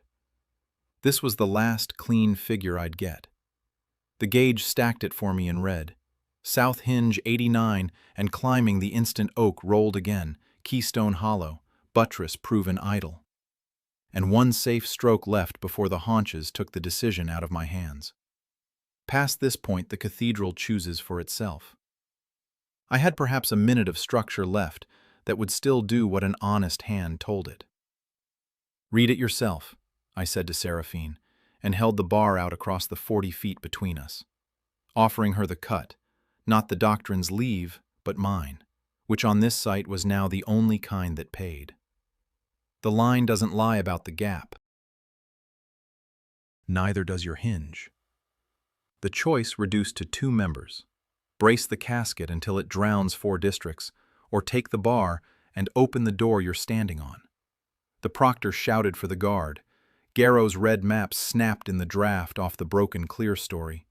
Somewhere in the south aisle, a green timber, honest oak, true tension, wrong member, let go its lashing with the long, groaning crack of new hemp parting, and the hinge took the slack.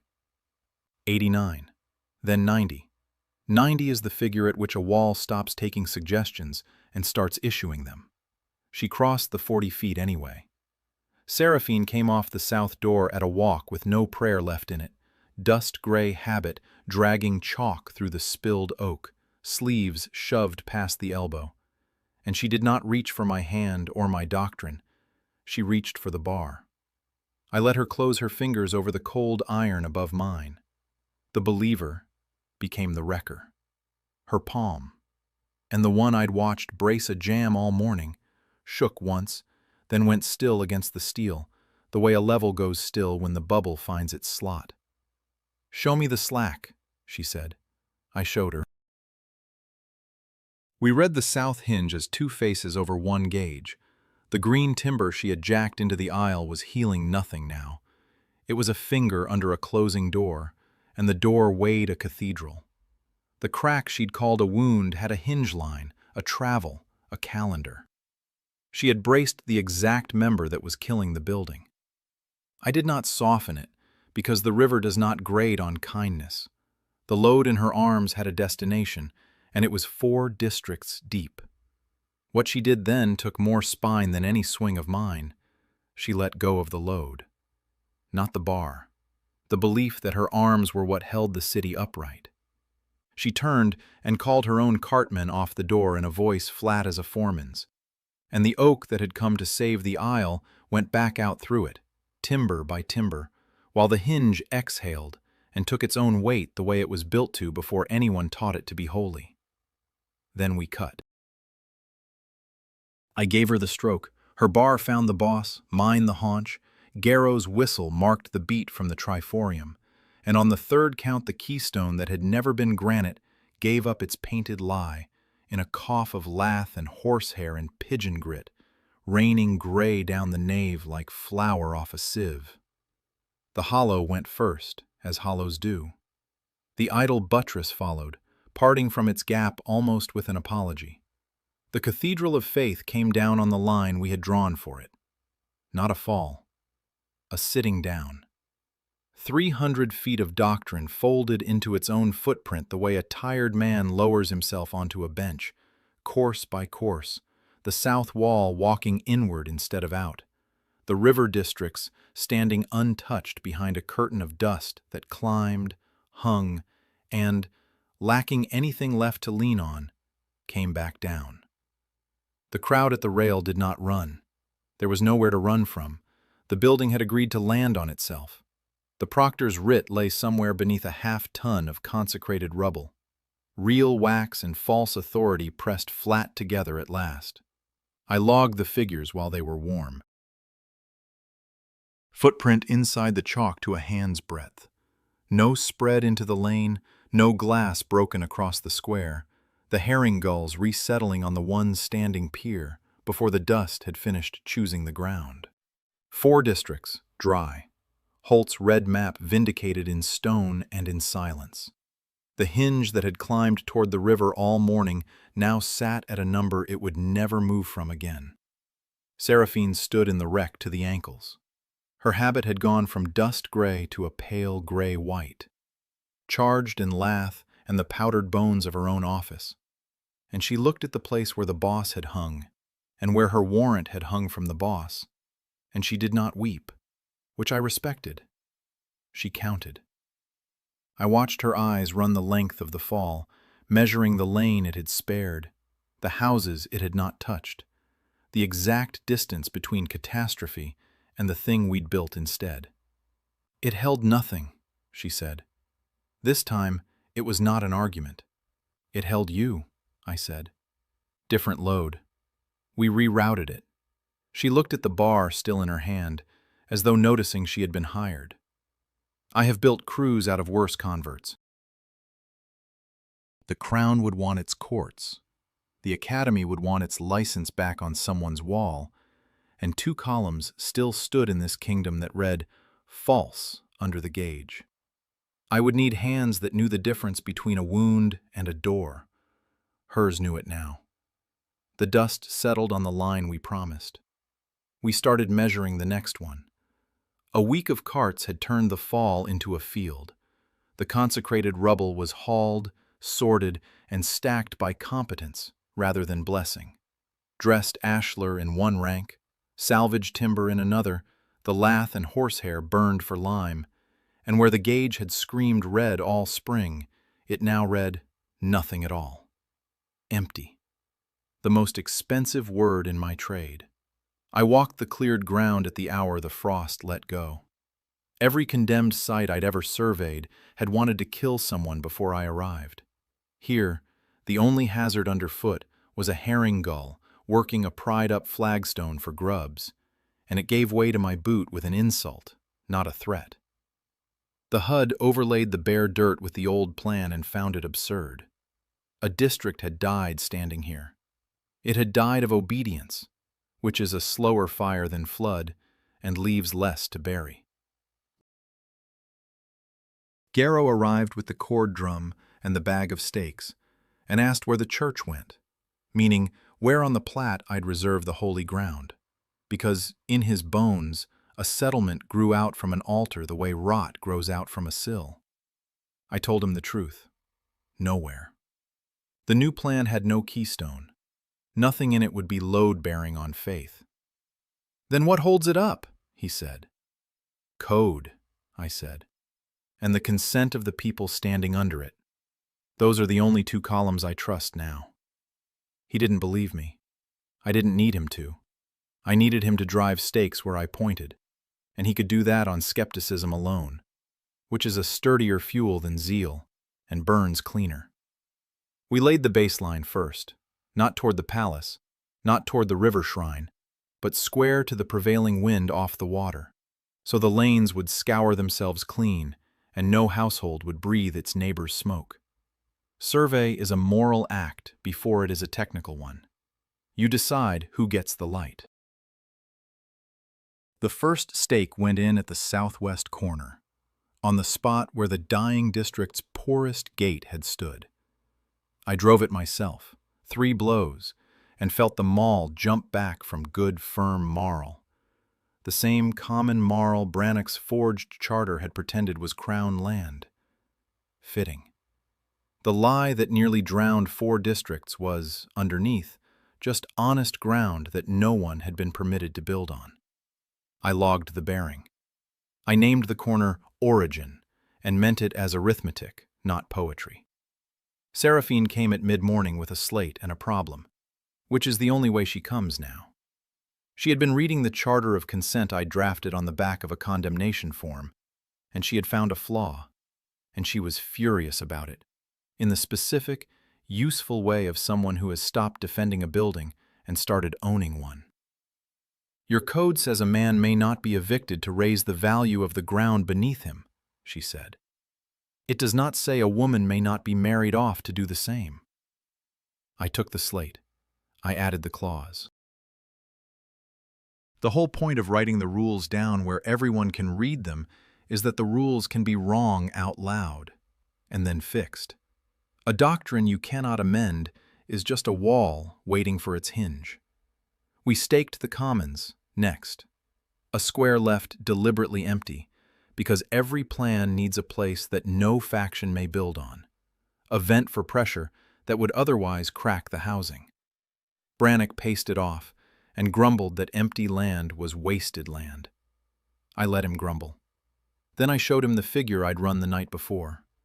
A quarter that meets to argue in its own square does not meet with torches in someone else's. Slack designed in. Failure routed away from the people.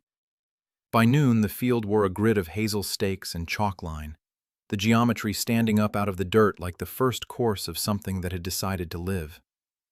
Word had crossed the river ahead of us. They came to the rope at the edge of the Platte, the way they'd come to the cathedral rail to watch it fall. Except these were the ones with nothing to lose by a new measure. A cooper with a bad hip, 2 widows off the burned lane, a boy who'd carried Holt's red map and wanted to carry the next one. Not pilgrims. Applicants. I handed them all to the cooper and pointed to the second corner stake, already cut, already bearing marked, waiting. Drive it where the chalk crosses, I said. Not where you feel it should go. The line is the line. He spat on his palms. The maul came up.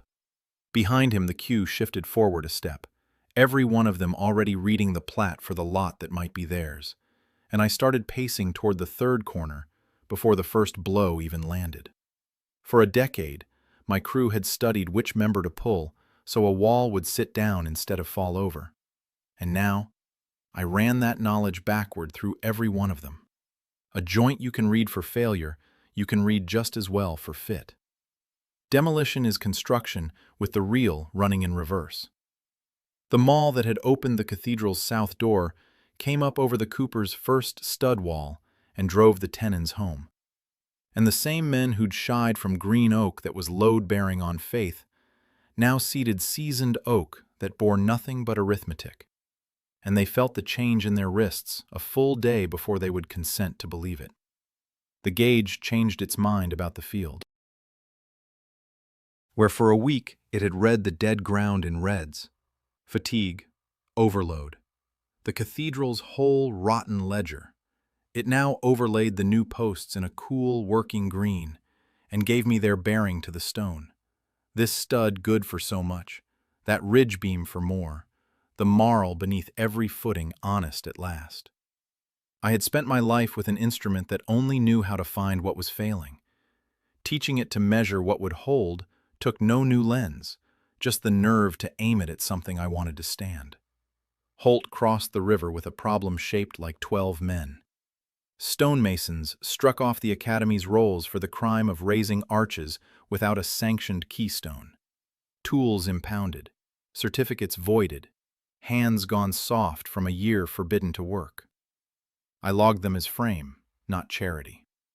A guild stripped of its license is only skill with the paperwork burned off, and paperwork was the one thing I could forge faster than the crown could. Brannock had taught me that much. So I wrote them a charter of competence on the back of a condemnation form and watched the eldest read it twice, the way a man sights a plumb line down a wall he has already decided to distrust. Seraphine ran the workface. She had stopped reaching for timber to prop a thing upright and started reaching for the line that ruled where it stood. And the same foreman's flat she'd once spent calling her cartman off the south door, she now laid across courses and corners. Square to the chalk, not to your eye. A dozen masons took orders from the woman the Academy had sent black robes to arrest. Not one of them remarked on it.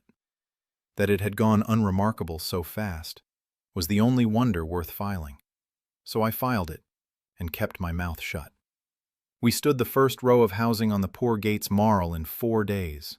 Post and beam and lath pulled out of the fall, de-nailed, sorted, graded, stamped each with its new working load, while the boy who'd carried Holt's red map walked the line chalking joint numbers so any stranger could find which member went where. The method mattered more than the muscle.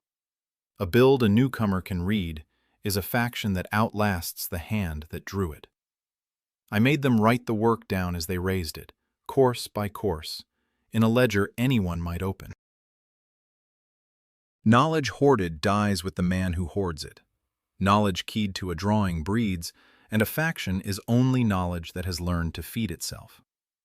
Brannock checked every corner with the plumb line that had proved the Academy's buttress idle, and when a stud came up a half-degree proud, he made the cooper draw it and reset, grumbling that a wrecker had no business turning this fussy over a thing meant to stand. I let him grumble. A man who measures honest ground for a trade needs somewhere to spend his suspicion. The wall went true. He ticked it with charcoal, moved to the next bay, and never once admitted out loud that he was building something. At dusk, the frame stood against a green sky with no keystone in it, only posts, a ridge beam, and the long shadows of an honest grid laid square to the wind, and the crew settled into the empty commons we'd staked as a pressure vent and ate supper off their knees. Garrow, who'd asked on the first morning where the church would go, studied that bare ridgeline a long while. "Holds itself up," he said, not quite a question. Seraphine passed him bread across the gap between them. Her palm had gone still on the day's work the way a level goes still when the bubble finds its slot, and she said no grace over the loaf, and no one at the fire waited for one. I logged the day, empty of waste, and closed the book. Then I sat down among them, which goes in no survey I will ever file. The chamberlain came back in his morning gray, and this time he left the carriage at the ford and walked the last mile, because the new road would not yet take wheels, only feet, and the boots of men who had helped grade it. A writ rode in his sleeve. I watched its corner work loose as he stood at the poor gate, and a widow seated a tenon to the chalk. He had come the first time to question my survey and my authority, and gone off with a half-truth a sound court would have hanged me for. The writ stayed in the sleeve. The crown had felt the cathedral fail the way a sleeper feels a draught and gropes for a blanket without waking. It knew that something load-bearing had let go, and it did not yet grasp that the thing had been carrying nothing but its own legend. So it did what fatigued institutions do when the diagnosis frightens them. It sent money. The king's coin had once shored Seraphine's south aisle in green timber doomed to rot. Now a strongbox arrived at our gate with a clerk and a question instead of a command. How does it stand? I logged the coin as material, the question as the first honest thing the throne had asked in a decade, and put both to work. The academy adapted slower, the way thick masonry always sheds heat last. It had decreed for 300 years who might read load and who must only obey. And it had taught the doctrine that some souls were keystones, and the rest mere infill. Load as destiny, fate as masonry. Then a wall went up at the poor gate that any stranger could read off a numbered drawing, and the doctrine met arithmetic it could not out-argue. They sent no black robes this time. They sent a boy with a slate to copy our open ledger. And when I let him, the eldest of Holt's struck-off masons laughed so hard he had to sit down on a salvaged sill. What changed under all of it was not the timber. The load itself moved. For my whole working life, I had surveyed structures that routed their whole weight through one terrified point. One seneschal, one keystone, one girl whose only job was to be load-bearing dogma until she cracked. This district carried no such point. Weight spread course to course, footing to footing, decision to decision, the way a man crossing rotten ice goes flat to put his mass on every plank at once instead of punching through on one heel. Fear concentrates a load. Consent distributes it. I had spent years measuring the difference in red and never once had the word for what the green meant. You could watch the new method hold under a real strain, which is the only test I trust. A dispute came up over a corner lot the cooper and one of the widows both wanted, and in the Old Kingdom such a thing would have waited on a heroine's intervention or a noble's whim. The matter routed up to a single fatigued arbiter and stamped. Here it went to the open ledger and the staked commons we'd left as a pressure vent, and the crew read the drawing, weighed the footings, and split the bay along the line the marl could bear. No one wept. No one was fated. The cooper took the south footing, the widow the north, and Brannock ticked the boundary in charcoal and moved on, grumbling that a wrecker had turned arbitrator and would next be officiating weddings, of which, by Seraphine's clause, there would be none for value. The chamberlain stayed 3 days. He watched the boy who had carried Holt's red map chalk joint numbers a stranger could follow. He watched a charter of competence outwork a charter of blood. He watched a faction feed itself on written method the way a fire feeds on grated fuel. On the third evening, he took the writ from his sleeve, read it once to himself, and folded it into a square small enough to bank a coal. "The court will want to know who governs here," he said. Seraphine handed him bread across the gap, the way she'd handed it to Garrow. "The drawing governs," she told him. "We only keep it true." He ate the bread. He did not ask again. I have condemned enough buildings to distrust anything that stands too easily, so I keep the gauge aimed at this place out of professional spite, waiting for the cool green to flicker back to red. It does not flicker. The load runs where the load belongs, down through honest footings into honest marl, carried by people who can read the drawing that carries them, and who would say so to the king's own face. I came to this realm expecting to be a heroine, swooned over, betrothed, set load-bearing on someone else's plan. I filed a structural survey instead.